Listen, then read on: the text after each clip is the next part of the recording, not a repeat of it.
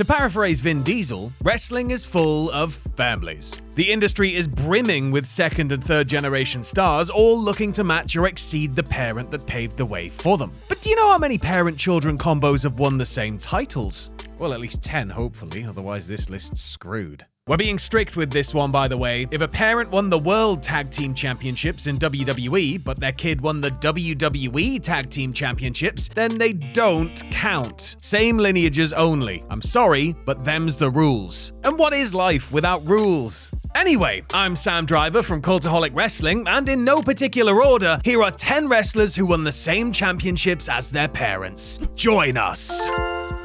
Number 10, Mr. Perfect and Curtis Axel, the WWE Intercontinental Championship.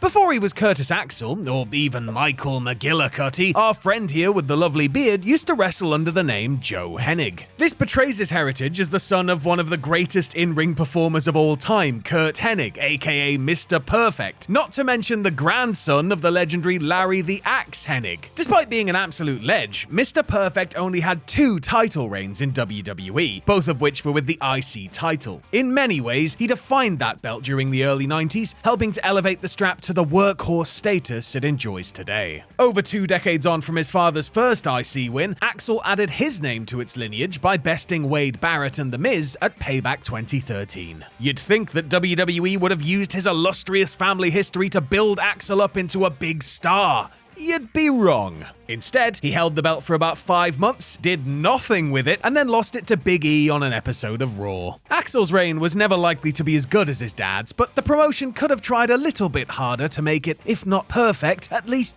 decent.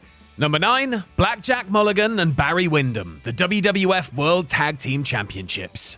Wrestling tag teams used to be terrifying, didn't they? The Road Warriors, the Steiner Brothers, Doom, and the most frightening of all, the Killer Bees. They've got the word killer in their name. Run for your lives! You can definitely add the Blackjacks to that list. Lanza and Mulligan were staples of the territory days, hopping from one promotion to the next, picking up championships and breaking people's faces in equal measure. In the early days of the WWF, as it was then known, the Blackjacks won the World Tag Team Championships in August of 1975. Just under a decade later, one of Mulligan's sons, the great Barry Windham, did the same thing. Windham became a 2-time tag champ alongside Mike Rotunda, who just so happened to be married to Mulligan's daughter, as the US Express. The Hall of Fame duo is perhaps best known for their appearance at the very first WrestleMania, where they lost the gold to the dastardly duo of the Iron Sheik and Nikolai Volkov. 2 of Rotunda's kids, Bo Dallas and Bray Wyatt, also became wrestlers and won various tag team titles of their own. Basically, if you're looking for a solid tag team partner, then do I have the family for you. Number 8, LA Park and El Hijo de LA Park MLW World Tag Team Championships. For everyone who doesn't speak Spanish mucho goodo like I does, the words El Hijo de means the son of, or something like that anyway. It doesn't then take a genius to work out that El Hijo de LA Park is in fact the son of LA Park, the Mexican wrestler best known to American viewers for his time in WCW and distinctive skeleton pajamas look. Also known as La Parka before a convoluted legal battle, very lucha libre, the man under the mask is still a tremendously popular performer, even as he nears his 60th birthday. His longevity led to this unique moment in Major League Wrestling. Park & Son, which sounds like a firm of masked solicitors, faced reigning MLW tag champs and fellow family unit the Von Erichs on the January 13th, 2021 edition of their Fusion TV show. The lads from Mexico won the match, snapping Ross and Marshall's record-setting reign and achieving that oh-so-rare feat of becoming father and son tag team champions. Obviously, LA Park isn't the only luchador to win a tag title with his son, but we'll get to them in due course. Number 7, the British Bulldog and David Hartmith, WWE World Tag Team Championships.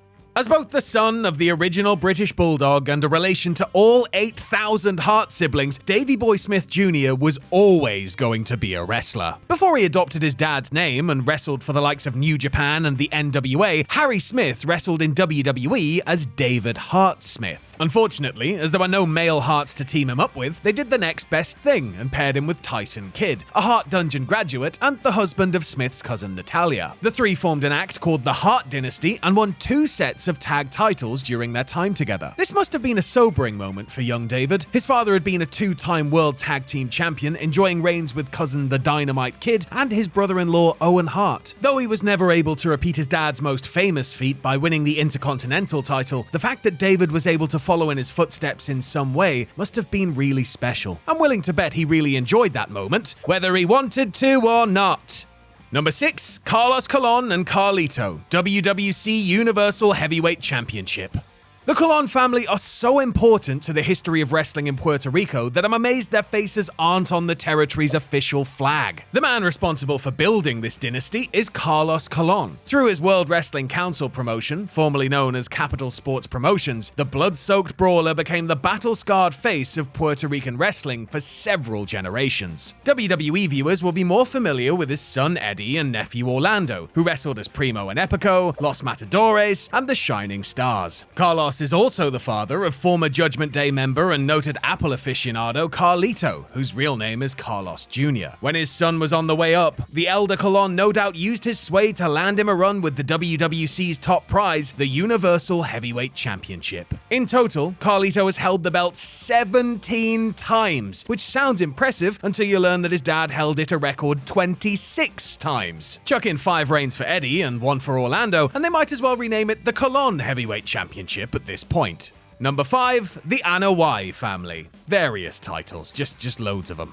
It's a list about wrestling families, so of course the bloodline was going to make an appearance. Let's start with the final boss. When The Rock won his first set of tag team titles with Mankind, he emulated his father Rocky Johnson's achievement from 1983, when he became one half of the first black tag team champions in WWE history. Roman Reigns hasn't won any of the same titles as his father Sika, but his brother, who wrestled in WWE as Rosie, was a world tag team champion just like his old man. Whilst Rikishi only has 1 reign with the belts formerly known as the WWE Tag Team Championships, his boys the Usos have 3. Jay also won the Intercontinental Championship in 2024, the same belt his dear old dad won in 2000. These are just some of the major repetitions through the family's extensive history. With the dynasty growing faster than a rabbit colony hooked on Viagra, expect even more 2nd, 3rd, and 4th generation wrestlers to appear on this list in future. I personally can't wait for Roman Reigns Jr. to win the WWE Championship at WrestleMania 55. Number 4, Rick and David Flair, WCW United States Championship.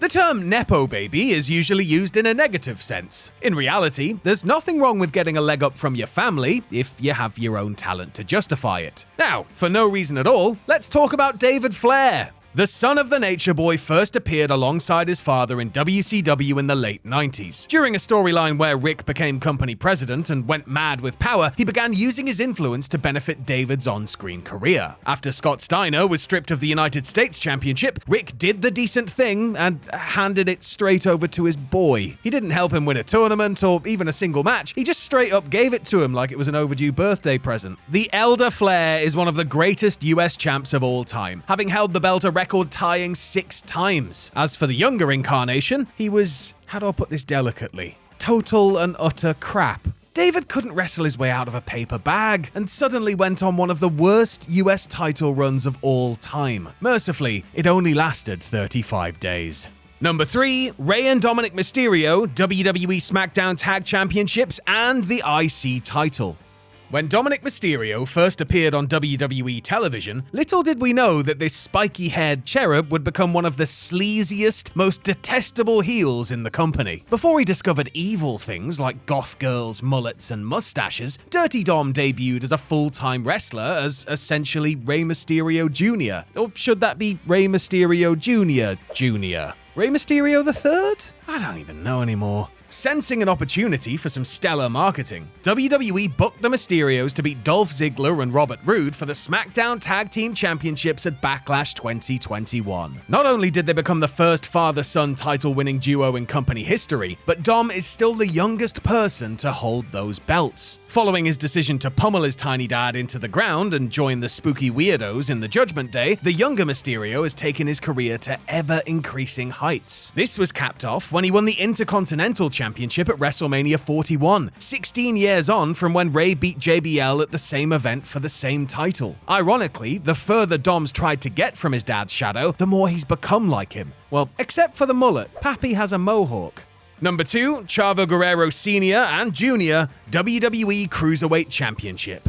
During his feud with his Uncle Eddie in 2004, Chavo Guerrero started bringing his dad with him to work. Little did he know that this strategy would backfire in spectacular fashion. Chavo Guerrero Sr., who became known as Chavo Classic on screen, helped his son win the Cruiserweight Championship at No Way Out. He would hold on to the gold until May of that year, minus a brief spell when he lost it to Jacqueline, of all people. On the May 20th, 2004 edition of SmackDown, Chavo Jr. was put in a triple threat match for the title. His opponents were Spike Dudley and, you guessed it, his own father. The plan was for the Guerreros to work together to help Junior retain, but things didn't quite work out that way. After Spike pushed Classic on top of a prone Junior, the ref counted to 3 and awarded the belt to the old man, who became a champion at the sprightly young age of 55. This marked the first and thus far only time in WWE history a father has won a championship from his own offspring.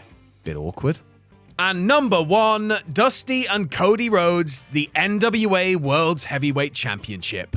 Few people embody the NWA World Heavyweight Championship quite like Dusty Rhodes. Positioned as the everyday yin to Ric Flair's opulent yang, Dusty fought for the common man, winning the coveted title 3 times during his illustrious career. So when his son Cody was putting together matches for his landscape-changing indie show All In, he realized he had an opportunity to do something really cool. At the show that set the table for AEW, Cody faced off against reigning NWA champ Nick Aldis with history and Glacier on his side. After a great match that was very much in the vein of his dad's classic title bouts, the American Nightmare got the job done, pinning Aldis to bring the title back into the family for the first time in 32 years. Since its official inception in 1948, Dusty and Cody are the only father-son pairing to both hold the 10 pounds of gold. The Von Erichs couldn't do it, the Funks couldn't do it, and the Flairs sure as hell couldn't do it. He might have won the WWE title in the main event of WrestleMania, but something tells me that this Cody victory means just that little bit more.